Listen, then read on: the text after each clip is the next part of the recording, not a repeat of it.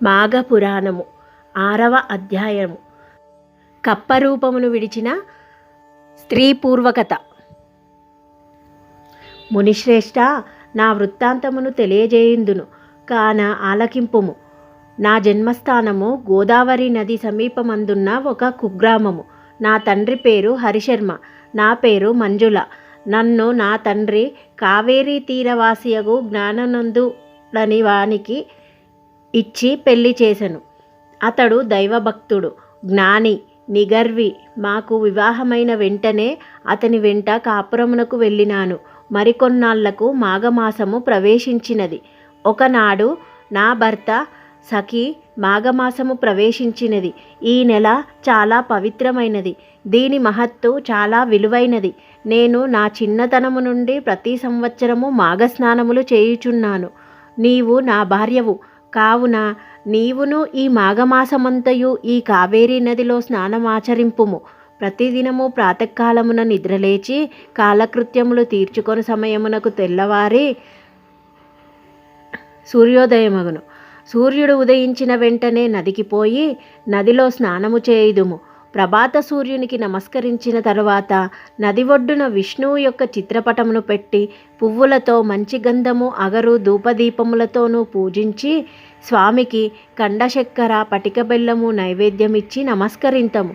తరువాత తులసీ తీర్థము లోనికి పుచ్చుకొందుము. మన కుటీరమునకు వచ్చి మాఘపురాణమును రోజుకొక అధ్యాయము చొప్పున పఠింతుము. దీని వలన మనకు చాలా ఫలము కలుగును. నీ 5వతనము చల్లగా ఉండును అని హితబోధ చేసెను.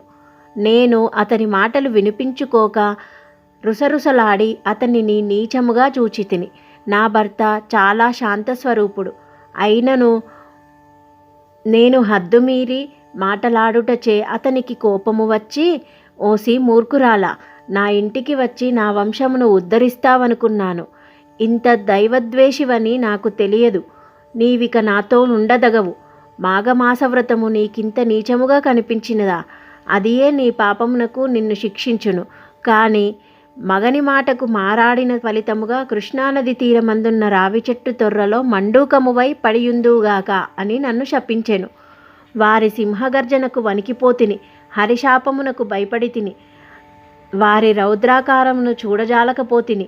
నాకు జ్ఞానోదయము కలిగినది. నా తప్పు నేనే తెలుసుకున్నాను. అయ్యో, ఎంతటి మూర్ఖత్వముగా ప్రవర్తించి తిని అని పశ్చాత్తాపం కలిగినది.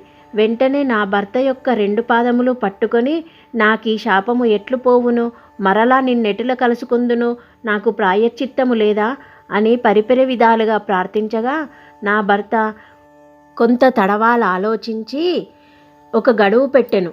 అది ఏమనగా, గౌతమ మహర్షి గోదావరి తీరమందున్న తన ఆశ్రమము నుండి ఉత్తర దేశ యాత్రలు చేయుటకు బయలుదేరి తిరిగి మాఘశుద్ధ దశమి నాటికి కృష్ణానది స్నానం చేయుటకు వచ్చెదరు. అలాంటి సమయంలో నీవు వారిని దర్శించిన ఎడల ఆ మహర్షి ప్రభావం వలన నీకు నిజరూపము కలుగును అని చెప్పుచుండగానే నేను కప్పరూపమును దాల్చితిని. నా భర్త కూడా నా మూర్ఖత్వమునకు విచారించెను.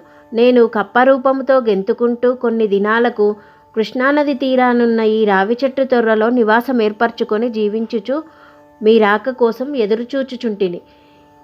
ఇది జరిగి ఎంతకాలమైందో నాకు తెలియదు అని తన వృత్తాంతమును గౌతమునకు తెలియజేసెను.